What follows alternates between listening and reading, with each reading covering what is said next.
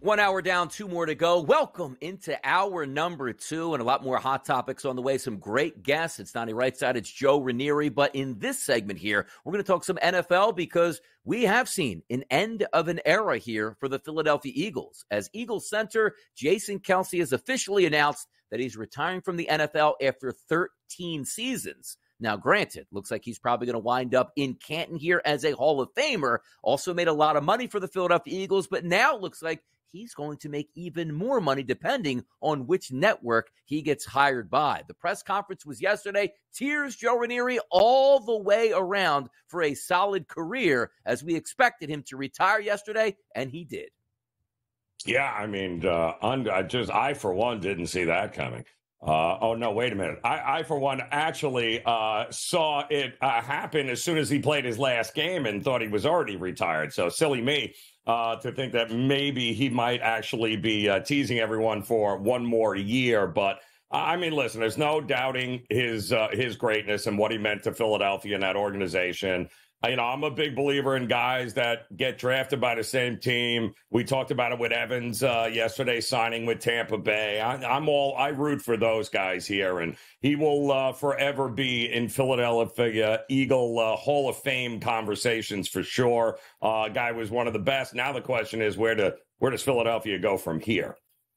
Exactly. Where's Philadelphia going to go at center here? But also making about $15 million a year. They'll be able to spend that money wisely, hopefully, to keep that offensive line intact, which used to be a strength, which last year, not much of a strength at the end of the season. As we welcome in the radio audience, you're watching and listening live to a Tuesday morning edition of the Early Line right here on the SportsGrid Network, Sirius XM Channel 159. Talking about Jason Kelce retiring from the Philadelphia Eagles. Another guy not retiring, getting paid, and also staying with the same organization he was drafted by. That's the Buccaneers' Mike Evans, a 2-year, $52 million extension that gives him $35 million guaranteed. And in year number 1 of that contract, $29 million will splash into his account. The one thing we know about Mike Evans, if he starts the season, it's going to end with at least 1,000 yards receiving. An incredible career. 2 more years down in Tampa. Didn't even want to wait till free agency. He signs back with the Bucs here, Joe. Yeah, and I love it. I love the Bucs organization taking care of the guy that is taking care of them over the last 10 years here. They did it. There's no animosity. No, I get it. It's a business, but I still think he's got a little bit left in that tank, and what a job he had last year against, with Baker Mayfield as his quarterback. When you think about the amount of quarterbacks that this guy has had to go through in his first 10 years, it's kind of crazy, and yet he still puts up ridiculous numbers. And quite honestly, in that division, I'm glad they got him back, because I do think if they can get Baker back in and keep everybody else intact, I think Tampa's got a shot at actually winning that division next year. Yeah, they certainly do. I mean, you saw him last year getting that division championship, winning a home playoff game against the Philadelphia Eagles, and moving forward, we're all waiting to see, right, Joe, what's going to happen with the Atlanta Falcons. If they get maybe the rumors of Kirk Cousins down to Atlanta, that will maybe put them up there in that top spot. But let's just say Atlanta doesn't do much or drafts a quarterback. You're probably looking at Tampa Bay, and rightfully so, as the odds-on favorite to win a weak NFC South again and just getting to the dance. You got to get there, put away to the playoffs. If you want to win a Super Bowl, maybe that's the best path. But I do love this, too, like Mike Evans. Number 1 priority is to win. Well, technically they did win last year, but at the same time, it would have been very interesting if Mike Evans was like, you know what? I'll wait this out. I'll get the free agency. I'll head to the Kansas City Chiefs, see if I can do some damage. But he stays home in Tampa, and a monster contract there. Good for him. Salary cap going up. These guys that are free agents here are certainly going to cash in. Let's take a look at some of the other notable free agent wide receivers out there on the landscape right now. Now, technically, T. Higgins did get tagged, but I want to start here with T. Higgins. Give me an option here, Joe Ranieri, because when players usually say, hey, players get tagged, that's a lot of money. They can't stand the tag. They hate it. And the teams themselves generally don't like it either, because it ties up money that you can't kick down the road. That's why you see these extensions here are so important, where a guy can sign for $150 million, Joe, and count $3 million against the cap. Not everything accelerates into 1 year. Does T. Higgins play for the Bengals next year, or is this just an avenue to work out a trade and get compensation back? Because the one thing I don't think is going to happen, T. Higgins plays on that 1-year deal. But here's the problem, right? And I get why players don't like the 1-year deal, because, all right, so you get the money, you probably make, more money than on average of what most other receivers in your spot do. But injury is always a concern, right? And these guys are just like, I want to lock up my money now. I want it to be guaranteed now. I don't want to have to keep doing this. But Donnie, didn't we know this was coming with the Bengals? At some point, this was going to come to a head. You know, you got Chase, you got you had to pay these guys, and we knew it, and we always thought Higgins was going to be the odd guy out. I just don't know. A notoriously cheap franchise over the years, this Cincinnati team with a whole lot of money invested in a quarterback and a wide receiver right now. Are they going to invest a whole lot of money in another wide receiver? I think the tag is as best as he's going to get with Cincinnati. So that'll be interesting to see if he ends up playing another down with them. It is interesting as it boils out to, because you're actually so good at that position that it actually hurts you. Like, well, why does that make some sense? Yes. It's just laid out. Like, Jamar Chase is going to make more money than maybe any wide receiver in the history of the position. You can't also have another top 5 paid wide receiver on the opposite side. It just doesn't work within the salary cap. Even if we date it back, the Detroit Lions were a bad franchise for a long time. But the problem is they kept getting top overall picks. So I remember coming up saying, well, we're not even that good, but we're going to have to pay Matthew Stafford coming up, and Ndamukong Suh, and also Calvin Johnson. Like, this isn't going to work here, because sometimes you're so talented at the top end of it, you just can't afford everybody. Quickly moving down some of the other guys, Michael Pittman Jr., Calvin Ridley, Michael Thomas, and there's Odell Beckham Jr., who, correct me if I'm wrong, made $15 million to be invisible down the stretch with the Ravens. What is his market, Joe, in the offseason? Yeah, like crumbs. Him and Russell should be teaming up together there. I do think Pittman is the top of the class, though, of those guys there. I mean, 100 yards. I mean, what do you have? Over 100 catches this year, 109, fifth most in the NFL this past year with a team with a backup quarterback. He's only, 25, 26 years old. I think the sky's the limit for Pittman. I think he's going to make an awful lot of money coming up this season. Yeah, it should be interesting there, because I love Shane Steichen as the head coach / offensive coordinator. We'll see if Anthony Richards come back and open that offense up. So talented, but just must stay healthy here. The interesting one, though, is actually Calvin Ridley of the Jaguars. Do the Jags want him back? Absolutely. But if you remember back with that trade with the Atlanta Falcons, like, they got him cheap. If they re-sign him, it's another second-round pick that the Jaguars have to give up and send back to Atlanta. But quite frankly, he's a really good wide receiver. I wouldn't worry about the second-round compensation, but it's an interesting quirk there. Do you think that Ridley will be back with the Jags, or, hey, you know what? We'll let him go here for that compensation? Well, just find out who Ridley is betting on to get signed there in the free agent market, and I think you're good to go. Yeah, I mean, wherever his money's on, I'm good to go there, Donnie. Joe Ranieri always thinking. Yeah. Yeah, that's it. Off the board for Joe Ranieri at this point. Do you like drinking Arnold Palmer's? I do, but how about the Arnold Palmer Invitational? Talk some golf next, right here.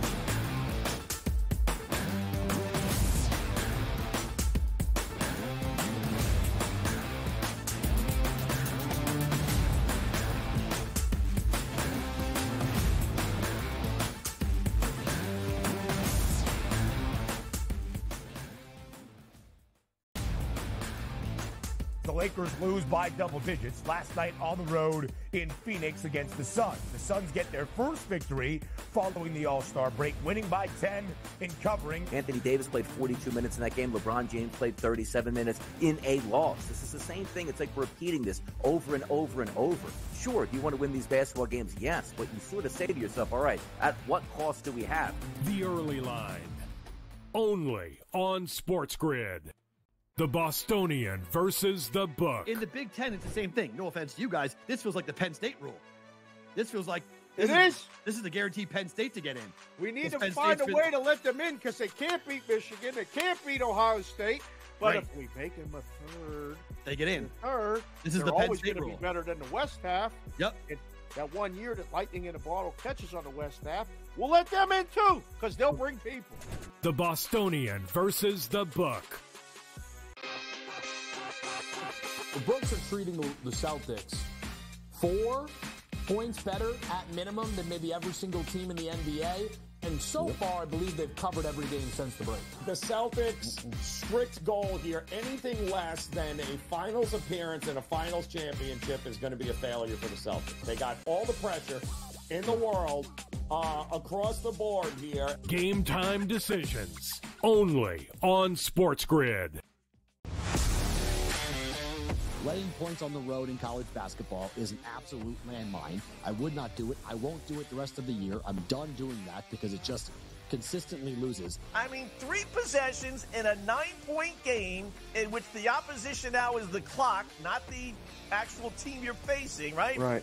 And these guys are taking up shots. I mean, it's just like, that's why it's the NBA. In-game live, prime time, only on SportsGrid. It's smarter to be on SportsGrid, your 24/7 sports wagering network. The early line. Magical and historic season in Lincoln, Nebraska continues. He is the best player in the NBA, but also in the biggest moments where the national media is watching. Newswire. Something that we have never seen happen before with one of the iconic coaches in the game. Pharrell, coast to coast. The team covers. It's automatic. It's every time. Not sometimes. It's every time. Game time decisions. Luka is actually far more dangerous from 3 on the road this year than at home. This game here tonight, you may want to consider taking as many points as humanly possible. In-game live, prime time. We got not 1, but 2 coaches fired systems in place. Sports Rage This Late sort Night. of has letdown written all over it. It's going to be hard to match the emotion that they played with the other night. It's smarter to be on SportsGrid.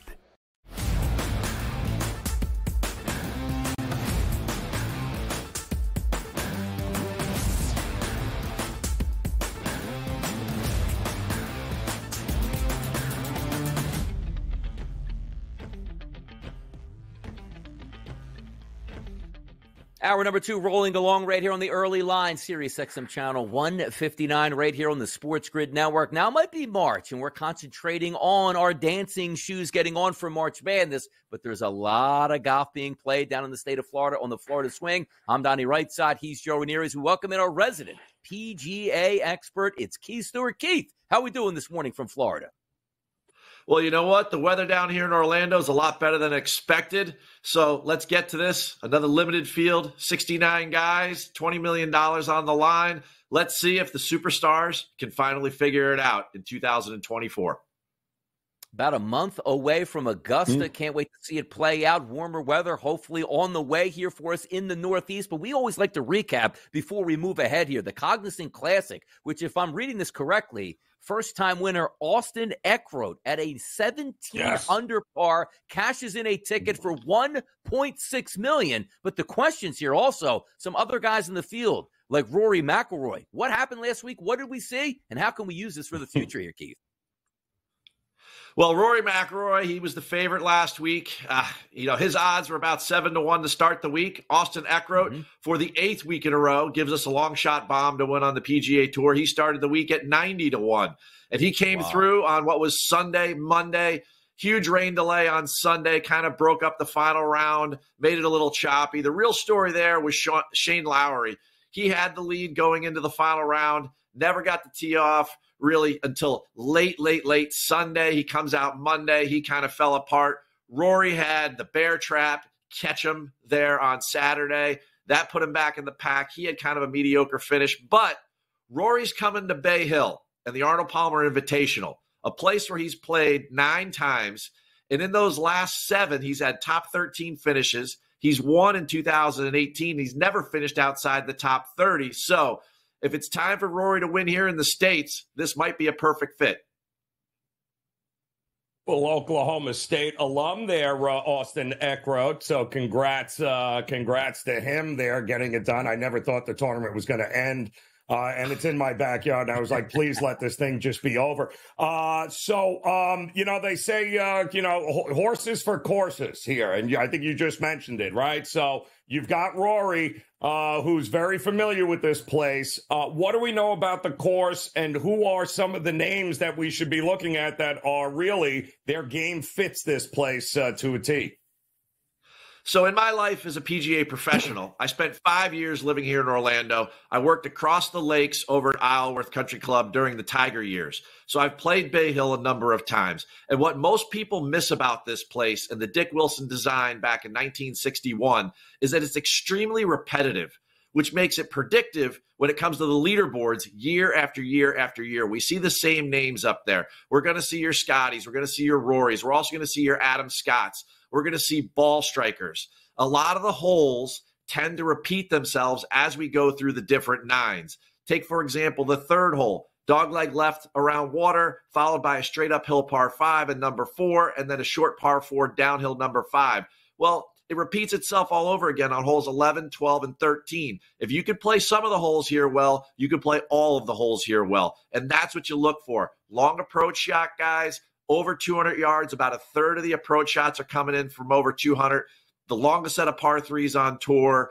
Those are the places that I'm targeting. And a lot of guys will say, hey, Bermuda grass putting in Florida, Bay Hill is probably the least predictive when it comes to Bermuda grass on the greens of all the Florida stops. So for me, I'm lowering the weight that I have on that, and I'm definitely raising it on approach and a little bit of scrambling because these greens are tough to hit. Last tournament, Keith, we did have some rain in the forecast. If we're taking a look at this 4-day setup, are we expecting any winds down in Florida, the temperatures, and also any precipitation that we might be able to watch out for here? Well, we got lucky today. It was supposed to rain today and tomorrow. Now it just looks like it's going to maybe wash out the Pro-Am tomorrow. It's supposed to rain all day. It's going to make the conditions soft. And we talked about this last week. They've had a horrible winter down here in Florida. And whether it's down there where Joe is or it's up here in Orlando where I am, we haven't seen the sun. Turf conditions just aren't great. The golf course is going to play soft just like it did last week. The last 5 years, the average winning score is 8 under par. I expect the guys to get past that easily this week, maybe even by Saturday. You bring up the wind. Saturday looks like the windiest day, but it doesn't overall look all that challenging considering how soft the golf course is going to be. So, you mentioned it, Gabe. It looks very chalky, some of these numbers here up at the top, but it's a smaller field, I believe, right? So guys like Scheffler should be up at the top there, and Rory. Has anybody of you, since you've been up in Orlando, I've been looking on milk cartons for Victor Hovland. Has he been anywhere? Have you found him at all? Because I'm not even sure if he's still on tour at this point. You bring up a great point. That's one of the first guys I went to look for. The guy's still smiling, and I don't understand why. I mean, I don't get it. He just hasn't shown up this year, and he finished the year at a torrid pace. I mean, he wins the last 2 events of the year, the Tour Championship. We expected big things this thing, but the short game's just not there. Now, this is a place that's tailored for Victor Hovland and his long iron game and how accurate it is with the driver. But you know what? Between the 84 bunkers and everything else around the green, I just don't see this as the comeback spot for him. For me, I think it suits much more of a well-rounded guy at the top of that betting board, and that's a guy like Patrick Cantlay. He's been getting off the hot starts. He's, first in round 1 scoring average on the PGA Tour. He's sitting right there below 20-1. It's well documented. He was sick on Sunday at Riviera. He should have won that thing. I believe that this place is going to play much like Riv did, like a major championship setup. And of course, I think that when it comes to that, and you need to be well-rounded, there's 2 guys that come to the top of everyone's list. That's Xander and Cantlay. And Xander's, he's on the same milk carton, at the post office or on the wanted sign. I mean, it's like, where's he with Victor Hovland? I don't know. But I tell you what, I think Patrick Cantlay will show up this week at that top of the board. Ooh. Favorites up there, Scotty Scheffler, plus 650 price here at the FanDuel Sportsbook. Rory McIlroy, plus 850. Let me ask you this question. Last year's winner, Kurt Kitayama, brought home a nice paycheck here. He's a 90-1 price to win again. When you handicap these type of events, do you get any bonuses here for winning in the past and how that factors over to the next year? Well, as I go back to what I said before, Donnie, this place can be very predictable. So Kurt Kitayama is going to feel good coming here. Now, he hasn't played great as of late, but you know what? He's going to feel comfortable coming back in. And there's other guys that have played great here over the years in that middle tier or even higher zone, like a guy like Keegan Bradley, who's coming off 2 straight top 10s, or a guy like Adam Scott, who's been playing great already this 2024. I mean, yes. So to answer your question, I would look at those old leaderboards for all the points I raised earlier. If you could play Bay Hill about 9 of the holes, you could play all 18 of the holes because they tend to repeat themselves. And the guys that are good here year after year after year. So that means Matt Fitzpatrick needs to be on my card, right?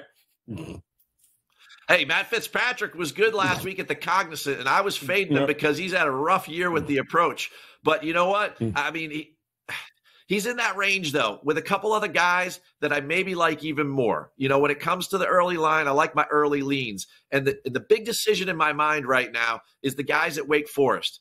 Is it going to be Cam Young's time to break through, or is Will Zalatoris going to seal the deal that he started at Farmers, he built upon at Riviera at the Genesis, and now, I mean, he's a ball striker that's also fit for this place, just like the King.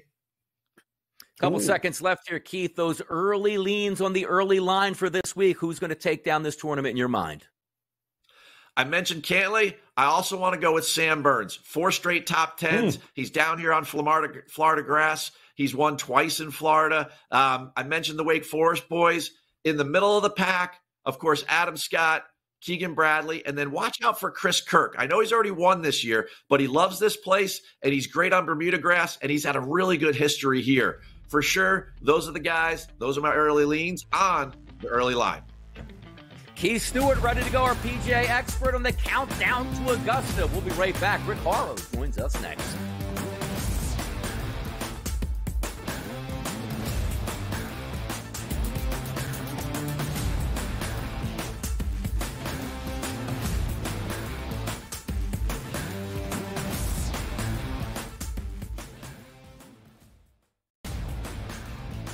The Lakers lose by double digits last night on the road in Phoenix against the Suns. The Suns get their first victory following the All-Star break, winning by 10 in covering. Anthony Davis played 42 minutes in that game. LeBron James played 37 minutes in a loss. This is the same thing. It's like repeating this over and over and over. Sure, do you want to win these basketball games? Yes, but you sort of say to yourself, all right, at what cost do we have? The early line, only on SportsGrid. The Bostonian versus the Book. In the Big Ten, it's the same thing. No offense to you guys. This feels like the Penn State rule. This feels like this is the guaranteed Penn State to get in. We need to find a way to let them in because they can't beat Michigan. They can't beat Ohio State. But if we make them a third, they get in. Third, this is the Penn State rule. Be better than the West half. Yep. That 1 year that Lightning in a Bottle catches on the West half, we'll let them in too because they'll bring people. The Bostonian versus the Book. The books are treating the Celtics 4 points better at minimum than maybe every single team in the NBA. And so far, I believe they've covered every game since the break. The Celtics' strict goal here, anything less than a finals appearance and a finals championship is going to be a failure for the Celtics. They got all the pressure in the world across the board here. Game time decisions, only on SportsGrid.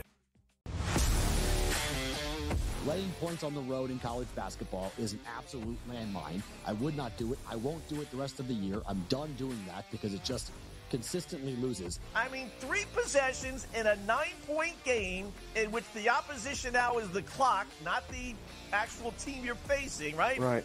And these guys are taking up shots. I mean, it's just like, that's why it's the NBA. In-game live, prime time, only on SportsGrid. It's smarter to be on SportsGrid, your 24/7 sports wagering network. The early line. Magical and historic season in Lincoln, Nebraska continues. He is the best player in the NBA, but also in the biggest moments where the national media is watching. Newswire. Something that we have never seen happen before with one of the iconic coaches in the game. Pharrell, coast to coast. The team covers. It's automatic.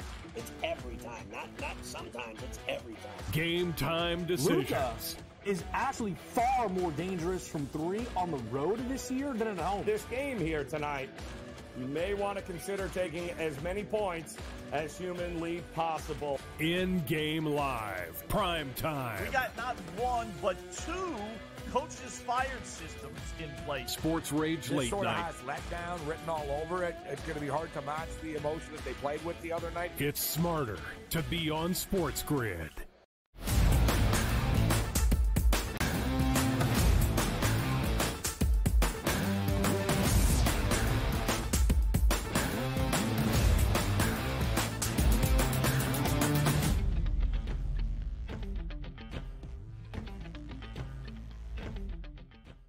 Right back at it here. Hour number 2. Are you ready for some fun here? The guests continue to roll along. I'm Donnie Rightside along with Joe Ranieri, and here he comes, the sports business professor, Rick Horrow, live from Florida. Rick, how are we feeling today on this glorious morning?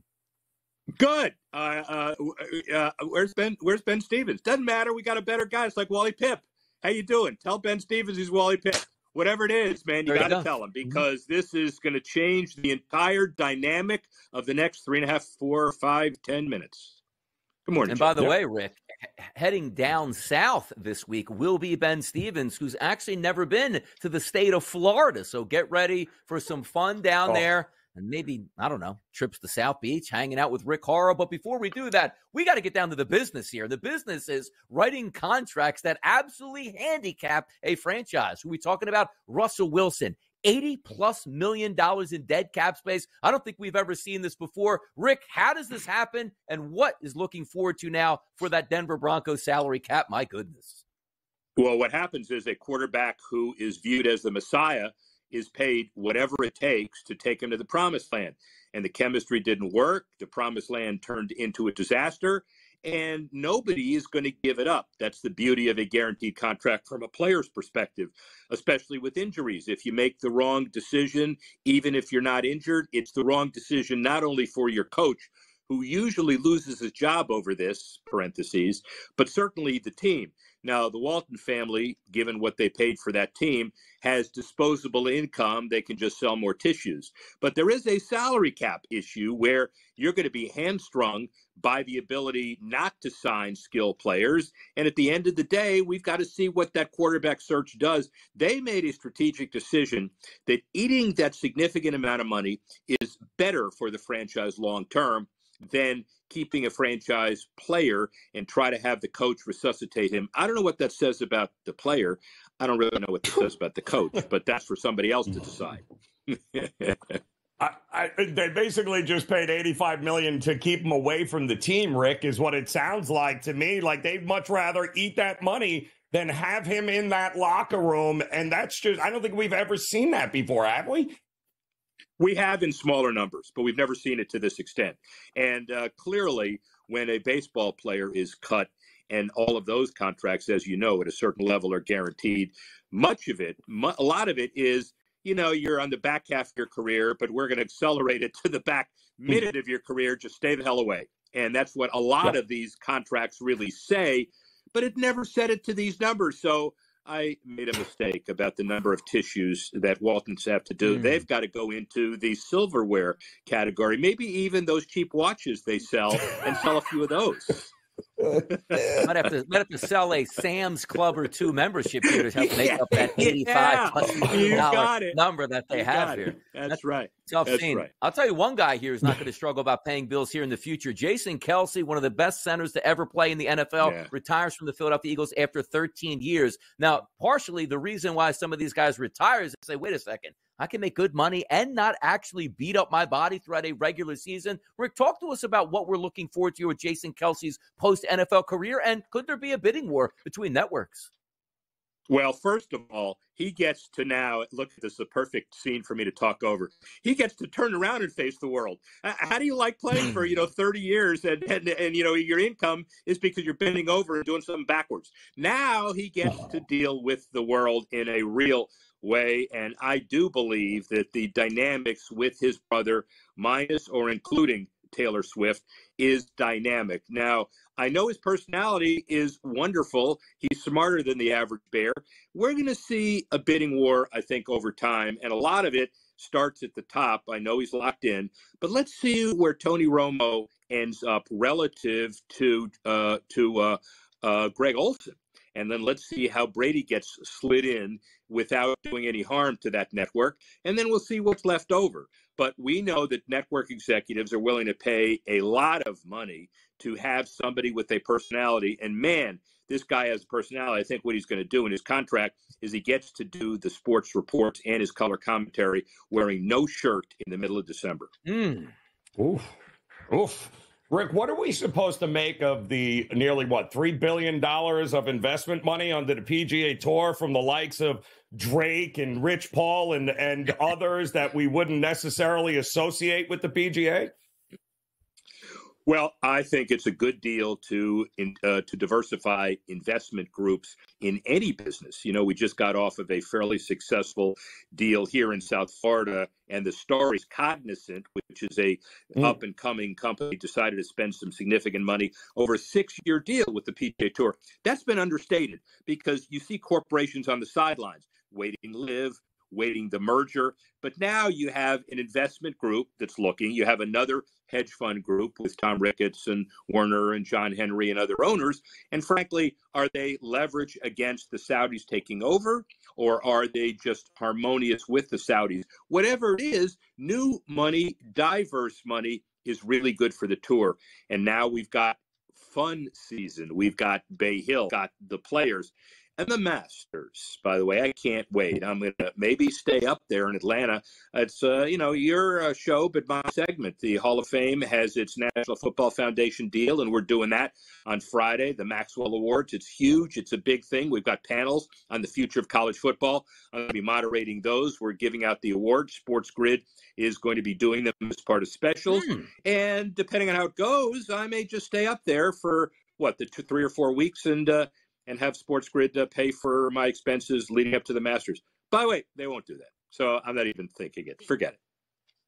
They won't even pay for the $1.50 pimento and cheese sandwich for Rick up there at the Masters. So get ready for that here. But by the way, new eyes in different sports here always means better dollar figures down the line. We're talking about women's college basketball, which basically for years it felt like it was UConn and nobody else. Multiple great teams, multiple superstars. Rick, what's the future of women's college basketball here? We're looking for a great charge here down the stretch. Off the charts. I had a choice of watching the PGA Tour in my backyard that I've been on the board of, or watching Caitlin Clark become the all-time scoring leader. No contest. I love watching her. There's the graphic. The fact that Iowa is now up in the same level as an Ohio State, and that place was rocking. And it's not just them. It's LSU, it's South Carolina, it's everybody else. And it's not just the women's basketball quality, but the sponsors are being on. They're paying top dollar. The Final Four and lead up. How about if you had, for example, Iowa, South Carolina, LSU, pick a fourth in the Final Four. They better look at the brackets and maybe you manipulate the brackets to make sure that South Carolina and Caitlin Clark are on the opposite side. But we'll have to see how that all shakes out. It's nothing but better. And by the way, women's basketball, the Olympics, just 4 months away in London. We can't wait for that either. Seeing EA Sports has made an announcement regarding its upcoming college football game, and these numbers are staggering here, Rick. Yeah. Well, the staggering is the volume of people affected. So it's, up to 85 players on each team, and you opt in for $600. All of the superstars want to do side deals, but right now EA is interested in volume, as they should be. And at the end of the day, last year we were questioning whether this would ever happen. And this is another kind of socialistic opportunity for NIL, meaning everybody's going to get a little bit. And if you want to be an LSU gymnast, or if you want to be Shedeur Sanders, or if you want to be Bronny, then go get NIL deals. But as far as EA is concerned, this is a great way to spread the wealth across the spectrum of college football. And I can't wait for the game not only to do this, but a side deal with CLC, the Collegiate Licensing Company. And they have logos for stadiums. They also have the uniform deal. So we are, after long last, going to have authentic college EA football next year, and I can't wait. I'm lining up the batteries to put into the computer right away so it doesn't mess me up next year. Rick's going to go in the franchise mode with the 1919 Notre Dame squad here, see if he can take them to a national championship here in the next version of NCAA football. Quickly here, Netflix doing big things in the sporting scene, whether it's live events here and also their documentary series here with F1. They've done it with the NFL, obviously now with tennis here. Netflix on the scenes as a prominent sports provider here, Rick.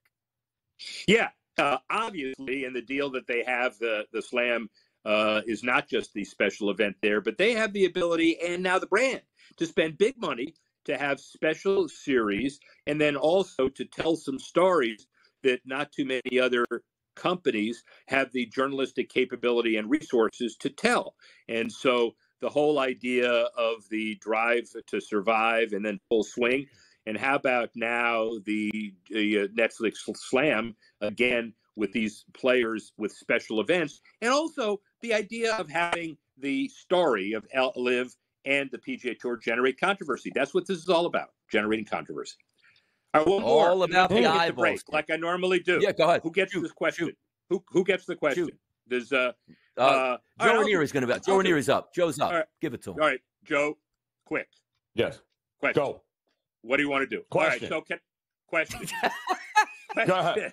I got a question for you, Rick. I got a question for you, Rick. Do it. Okay. What did you shoot in the Pro-Am at the Cognizant? Oh. Wow. All right. That's not a bad question. So a good time was had by all.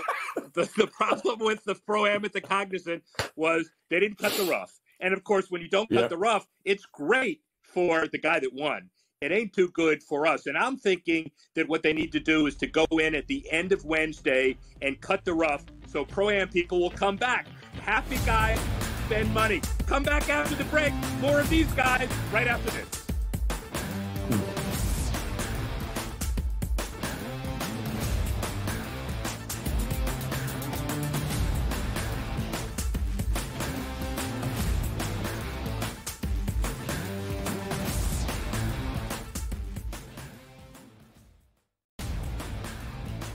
The Lakers lose by double digits last night on the road in Phoenix against the Suns. The Suns get their first victory following the All-Star break, winning by 10 in covering. Anthony Davis played 42 minutes in that game. LeBron James played 37 minutes in a loss. This is the same thing. It's like repeating this over and over and over. Sure, do you want to win these basketball games? Yes, but you sort of say to yourself, all right, at what cost do we have? The early line. Only on SportsGrid. The Bostonian versus the Book. In the Big Ten, it's the same thing. No offense to you guys. This feels like the Penn State rule. This feels like this is a guaranteed Penn State to get in. We need to find a way to let them in because they can't beat Michigan. They can't beat Ohio State. But if we make them a third, they get in. This is the Penn State rule. Be better than the West half. Yep. That 1 year that Lightning in a Bottle catches on the West half, we'll let them in too because they'll bring people. The Bostonian versus the Book. The books are treating the Celtics 4 points better at minimum than maybe every single team in the NBA. And so far, I believe they've covered every game since the break. The Celtics' strict goal here, anything less than a finals appearance and a finals championship is going to be a failure for the Celtics. They got all the pressure in the world across the board here. Game time decisions only on SportsGrid. Laying points on the road in college basketball is an absolute landmine. I would not do it. I won't do it the rest of the year. I'm done doing that because it just consistently loses. I mean, 3 possessions in a 9-point game in which the opposition now is the clock, not the actual team you're facing, right? Right. And these guys are taking up shots. I mean, it's just like, that's why it's the NBA. In-game live, prime time, only on SportsGrid. It's smarter to be on SportsGrid, your 24/7 sports wagering network. The early line. Magical and historic season in Lincoln, Nebraska continues. He is the best player in the NBA, but also in the biggest moments where the national media is watching. Newswire. Something that we have never seen happen before with one of the iconic coaches in the game. Pharrell coast to coast. The team covers. It's automatic. It's every time. Not sometimes. It's every time. Game time decisions. Luka is actually far more dangerous from 3 on the road this year than at home. This game here tonight, you may want to consider taking as many points as humanly possible. In-game live, prime time. We got not 1, but 2 coaches fired systems in place. Sports Rage Late sort Night. of has letdown written all over it. It's going to be hard to match the emotion that they played with the other night. It's smarter to be on SportsGrid.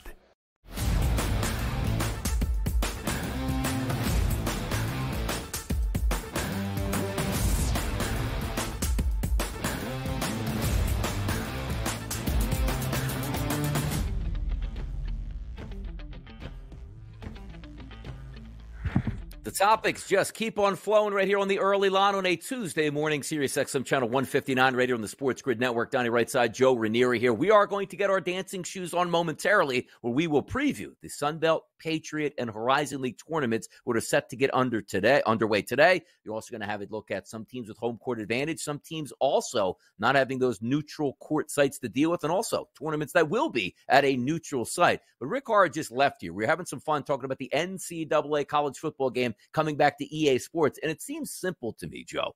You go on an app, you click a button that says opt in. You probably click another button, where to get my money for the $600, and another button on here's the address to send my free copy of the game. Probably takes a college kid, Joe, maybe a minute to 2 minutes to fill that out. Now, you might be saying right now, Donnie, why are you bringing this up here? Well, Arch Manning has decided he's not going to opt into this football game. The reason behind it, Joe, is he's focused on playing football on the field here. He can't be distracted by this.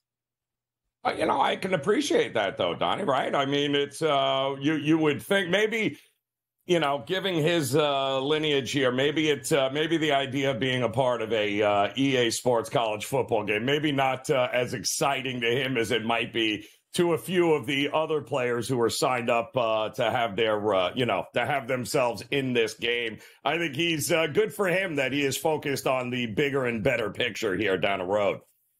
No, come on. We're supposed to rip the guy here at this point. I mean, how much money is he making? By the way, it's $600, right? And it's also a free game, which to the average college kid, I don't know where anybody else went to college. When I was in the 90s, if my parents hooked me up with a $20 bill after a football game, that lasted the entire month, and I thought I was the richest guy on campus. You give me $600 and a free game, I'm living like a king most of the time. But having said that, there's guys with the NIL that are making millions of dollars. Like $600. It's not even worth me to open up my app and click it on here. So maybe he is more focused on football at this point, but it's kind of interesting where it's a free ticket out there. Maybe he's saying, look, I don't want this. Maybe I can negotiate a better deal. Who knows? But Arch Manning, not going to be a part of this year's Texas Longhorns roster on EA Sports College Football for the upcoming season. Now, Joe, let's get our dancing shoes on and have some fun. Let's get down to the Sun Belt because we got more college basketball tonight as we saw at the A-Sun yesterday. Now, today, 2 games here in the Sun Belt as we have the 11th seed and the 14th seed and the 12th seed and the 13th seed. Keep in mind in this conference here, Joe, double buys to the top 4 seeds who are as followed. App State number 1, Arkansas State number 4, Troy number 3, and James Madison number 2. Now, we've talked about it with the Atlantic Sun, Joe, as you were pointing out yesterday. Look, you're playing on the upper-level team's home court here as that starts tonight in the A-Sun. That's not the fact of the matter here in the Sun Belt. Every game will be played in Pensacola, Florida at the Pensacola Bay Center. So looking at the teams here listed as the favorites, James Madison, Appalachian State, Troy, and Louisiana, do we take a look at this and say maybe it's worth more of an underdog shot since the top seeds aren't playing on their home court here, Joe? No, but they're not. But they're also, it's interesting. The Sun Belt, unlike what we talked about yesterday with the A-Sun, right? It's a lot more balanced, I think, this conference tournament than others. The two at the top there, Donnie, between James Madison and App State, looking at that, looking at the chart here, as you can tell, they're your 2 favorites, but they're also. It looks like there's those two are going to eventually meet each other here and be able to get it going. And don't forget, App State beat James Madison twice this year. So, boy, oh, boy, would that not be a triple revenge spot for JMU, who has been one of the best teams in the country all year long, which is why they are the favorite in this one. It is chalky. But my goodness, to me, it's either one of those two, Donnie. It's either App State, who beats them for a third time, or James Madison gets its revenge and moves on to the tournament. They are certainly worthy of a bet in the Sun Belt tournament beginning tonight. Yeah, take a look at the favorites here. Again, JMU at a plus 135 place, App State at plus 190. If we're taking a look at the way the season finished up here, App State was the champion in the regular season at 16-2. James Madison came in at 15-3 as the 2 top-level teams. We usually say, Joe, that defense does travel, particularly in that neutral court environment. Top 26 team in the country, App State on adjusted defensive efficiency here. We'll see how that one plays out. Now, if we're taking a look at these teams to make a run to their conference championship, let me ask you this, because sometimes it's not brought up enough. You take a look at App State, went 16-2 in the regular season, the best team overall in the Sun Belt Conference. Is it fair that you don't get the automatic qualifying bid for the regular season where you played 18 games, but the automatic qualifier comes, you better play good over the next 4 days or you don't get in? Do you have any thoughts on that, or is it just like, hey, just the way it's always been and that's the way it's going to be done? It's kind of the way it's been here with them, and they understand what's at play. But it also, in this particular situation, seeding matters, right, Donnie? So, you want to be up at the top. You want to have it's just kind of a mini version of what's going to be happening here in March Madness. Everybody understands the game. There's going to be a lot of different storylines with who beat who already this year. But none better than those top 2 seeds in there. I do think it's going to ultimately end up being chalky, but I also wouldn't be shocked if maybe one of those 2 teams, whether it be App State or James Madison, ends up gets bounced out. And then we're talking about a team like Troy, for instance, that's going to be your Sun Belt representative. The Patriot League also getting underway tonight here. First round is going to have 8 versus 9. That's Army versus Holy Cross. And then we have also number 7 seed here, Navy, taking on Loyola Maryland. Loyola Maryland. Also keep in mind, everybody gets a bye outside of those 4 teams here. So we just talked about a league that has basically 2 first-round byes for the top 4 here. That's not going to be the case. And also, home court advantage will matter. Army's the higher seed tonight. They will be home in West Point. Same thing there with Navy being home in Annapolis, Maryland. Moving forward, the winner of Army-Navy versus Holy Cross is going to take on number 1 Colgate, a team that's had a stranglehold on this conference championship the past couple years. Colgate is the favorite here, Joe, at a -220 price, followed by Lehigh at a 7-1 price, Boston University 8-1. The only other team under 10-1 or less here to win it would be American. Any thoughts here on the Patriot League getting underway tonight? Well, again, this is another one, 16-2 in conference play. Colgate is your chalky favorite here, and they just all year long have been a cut above everybody else. And a lot of that has to do with the fact that they actually play some defense here. You mentioned Army. I actually happen to like them in this game here tonight. I think laying 4.5 points here. But this is a league here where, Colgate's going to have the bye, right? The top 2 seeds have the bye. They are absolutely worthy of that top seed, and nobody has really shown throughout the season, Donnie. None of these teams in this conference have shown that they're really, some of them we get a lot of balance, like we were talking about SEC. Anybody can beat anybody. We have not seen anybody in this Patriot League that could really go toe-to-toe with Colgate and end up taking them down. So, unfortunately, I think this is going to be pretty chalky. It's Colgate's to lose, Donnie. Let's put it there. And if I had to throw a little something at the wall and hope that, hope for the best for a big payday, it might be the Lehigh Mountain Hawks might be the one I would take a look at. 9-9 in conference play for Lehigh. By the way, Colgate did finish 16-2. It looks like 4 teams behind them at 10-8. American, Bucknell, Boston University, and Lafayette. So you got a lot of competition there in the mid ranks here. Also keep in mind, let's just say Colgate does win it, a quality basketball team. Here's the thing that usually scares a lot of those teams where let's just say they're a 14, 15, or 16 seed. This is one of those conferences that doesn't play with much tempo at all, Joe. You take a look at Colgate, 252. After that, American, 355. Bucknell, 321. Boston University, 275. Lafayette, 307. Army, 353. So these are the teams that certainly methodical as they move up the court. Also keep in mind, this is very interesting as well. Typically, we see a sprint in these conference tournaments, right, Joe? You start out on a Monday, you finish probably on a Saturday, maybe a Sunday at the latest. This is going to get started Tuesday, March 5th, which is tonight. They're actually going to run all the way through next Wednesday, March 13th. So it's also one of those where if you are the top-rated team, or let's just say a better team, you have multiple days to get ready for your competition, as opposed to we see that normal sprint on a day-to-day basis. Get ready for a game the next day because they'll play Tuesday, they'll play Thursday, they'll play Sunday, and then they'll play Wednesday. So rested and ready. So if you're looking for a Colgate team that you think is going to advance, usually the veteran teams here, which typically in these conferences The guys that have played 3, 4, maybe even 5 years as redshirts maybe have an advantage here. So you're thinking, again, taking a long shot with Lehigh there, Joe. I like that. Well, mostly because their record, what you don't understand is that this was a team that had a ton of returning starters and experience that were hurt throughout the first half of conference play here. They just now, towards the last couple of games, ended up getting significant players back and available to them, and they have been a much different team here. So when you have that kind of experience and they're finally fully healthy, maybe now they can kick it into an extra gear and run the table, win a couple of gears. Very dangerous team because of the experience, and now they're all healthy and available to play here. So it should be interesting.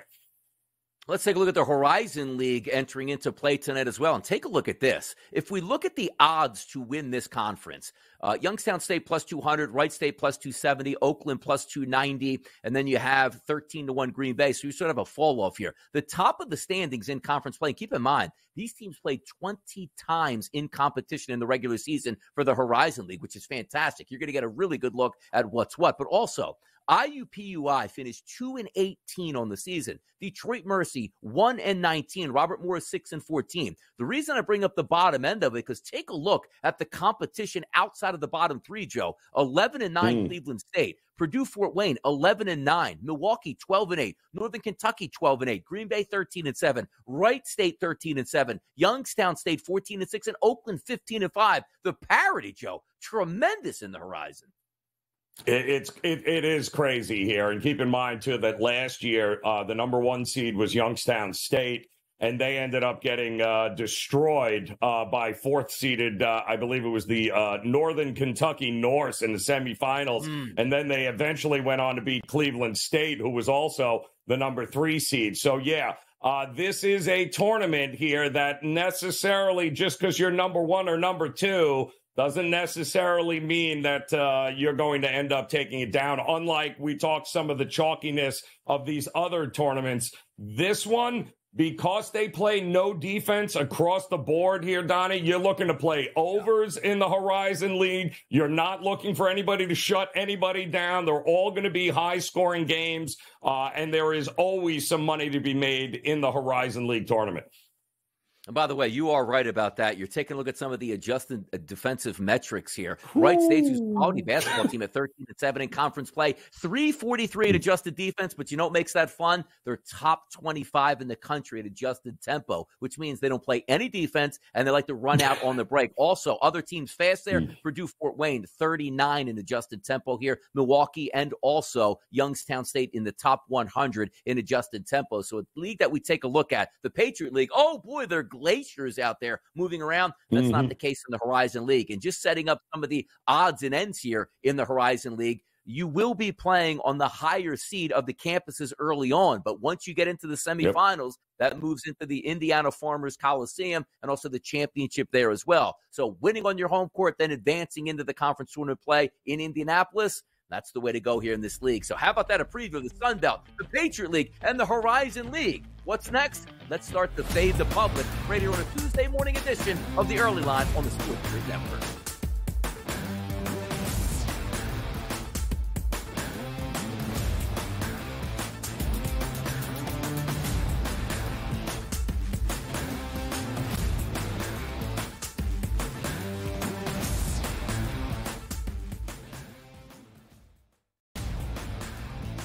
The Lakers lose by double digits last night on the road in Phoenix against the Suns. The Suns get their first victory following the All-Star break, winning by 10 in covering. Anthony Davis played 42 minutes in that game. LeBron James played 37 minutes in a loss. This is the same thing. It's like repeating this over and over and over. Sure, do you want to win these basketball games? Yes, but you sort of say to yourself, all right, at what cost do we have? The Early Line, only on SportsGrid. The Bostonian versus the Book. In the Big Ten, it's the same thing. No offense to you guys. This feels like the Penn State rule. This feels like This is the guaranteed Penn State to get in. We need to find a way to let them in because they can't beat Michigan. They can't beat Ohio State. But if we make them a third, they get in. Third, this is the Penn State rule. Be better than the West half. Yep. That 1 year that Lightning in a Bottle catches on the West half, we'll let them in too because they'll bring people. The Bostonian versus the Book. The books are treating the Celtics 4 points better at minimum than maybe every single team in the NBA. And so far, I believe they've covered every game since the break. The Celtics' strict goal here, anything less than a finals appearance and a finals championship is going to be a failure for the Celtics. They got all the pressure in the world across the board here. Game time decisions only on SportsGrid. Laying points on the road in college basketball is an absolute landmine. I would not do it. I won't do it the rest of the year. I'm done doing that because it just consistently loses. I mean, 3 possessions in a 9-point game in which the opposition now is the clock, not the actual team you're facing, right? Right. And these guys are taking up shots. I mean, it's just like, that's why it's the NBA. In-game live, prime time, only on SportsGrid. It's smarter to be on SportsGrid, your 24/7 sports wagering network. The early line. Magical and historic season in Lincoln, Nebraska continues. He is the best player in the NBA, but also in the biggest moments where the national media is watching. Newswire. Something that we have never seen happen before with one of the iconic coaches in the game. Pharrell, coast to coast. The team covers. It's automatic. It's every time. Not sometimes. It's every time. Game time decisions. Luka is actually far more dangerous from 3 on the road this year than at home. This game here tonight, you may want to consider taking as many points as humanly possible. In-game live, prime time. We got not 1, but 2 coaches fired systems in place. Sports Rage This Late sort of Night. has letdown written all over it. It's going to be hard to match the emotion that they played with the other night. It's smarter to be on SportsGrid.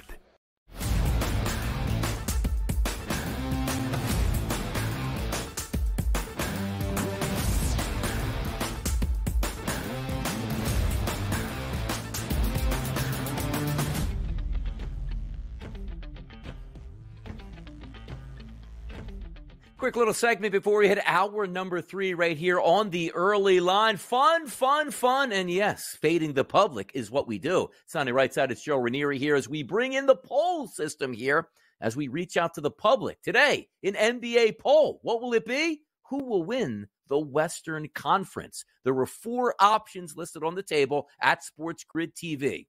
It was the Nuggets, the Clippers, the Suns, and other here. Now, keep in mind also, we did list the prices as well. The Nuggets at a plus 180 price to win the Western Conference. The Clippers at plus 240. The Suns at a 9-1. And the 2 teams, Joe, that we're leaving off the list are actually the front runners right now in the standings. That would be the Oklahoma City Thunder and the Minnesota Timberwolves. Myself, I voted for the Nuggets. Leaders in the clubhouse at 55% currently. Joe, who got your vote in this Fade the Public poll? Well, I can see how people would think would go Denver. I mean, they're the champs until somebody beats them. And I do think if they get the number 1 seed, Donnie, it's going to be very, very difficult. But the only team that I would give any credence to actually being able to take them down is the team with enough experience to be able to go through the gauntlet. And that is the Clippers to me. The Clippers will be the team with a healthy Kawhi Leonard. Give me Paul George out on the field, out on the court, rather, the same way. I mean, they lost Russell Westbrook, which is unfortunate off the bench. But I still think they have more than enough talent and experience to make a run at that. Yeah, it's going to be interesting to see because also here's the debate we're going to get into after the break here into hour number 3. You see side by side there with different price points here. The Clippers at a plus 240 price and the Suns at a 9-1 price. There are a lot of similarities between those 2 teams, but the one thing that we know, we're getting a full glimpse of what the Clippers can actually be. We don't really get those glimpses of what the Suns can be with their big 3. And also, is it so easy just to trust the Nuggets here at a plus 180 price? And also, the others market, which got close to 22% of the votes, that's got to include OKC and also the Minnesota Timberwolves. Hour number 3 is now on deck for the early line. Let's have a lot of fun, a lot of hot topics to come. Don't change that dial. We'll be right back.